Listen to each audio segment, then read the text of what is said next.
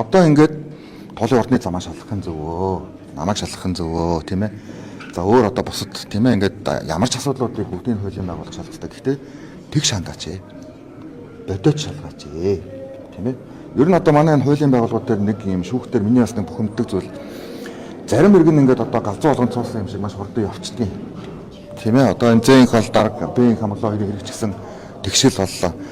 За зарим нь бол ингээд ерөөсө таг шавар цууц юм шиг гацчихдаг. Одоо жишээлбэл би 49 хэрэг байна. Одоо 10 жил яг юу болсон гэдэггүй. Угшаа хашаа шидэл ингээд яваад. Тийм учраас энэ хэрэгүүдээ адилхан цаг хугацаанд шалгаад адилхан мухарлаад тайлбар өгөөч хуулийн байгууллага. Тийм учраас миний хувьд маш анхааралтай ажиглаж байгаа. Одоо бодийн асуудал санаачлаг гаргаад гараа үсэг бодлохоо одоо түр хараа юм. Гэхдээ эн чинь би нэг ойлгохын тэмцэх газар төгссөн юм чинь би зурх одоо сонирхлын төвчлөлтэй гэж үзсэн шүү дээ тийм ээ. Тэгэхээр би одоо яг өнөөдөр бас номтын мэдээлэл, номт шадар сайтын мэдээллийг үтсэн би бас байр суурь илэрхийлжсэн шүү дээ. Тэр нь одоо нэг юм бухимдаад хүн яагаад байгаа гэдэг агуулгаар биш шүү.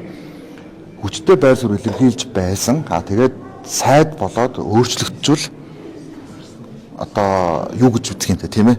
Тийм учраас энийг одоо хэрвээ тийм ээ тэр гарын үсгийг цуглуулнаггүй бол цуглуулад цуглуулахгүйгүй бол одоо өөр намд ч юм уу цуглуулахгүй гэдгийг хэлэхгүй бол ингээд санаатаа гацаагаад байгаа юм шиг бас би үлдэх шаардсан.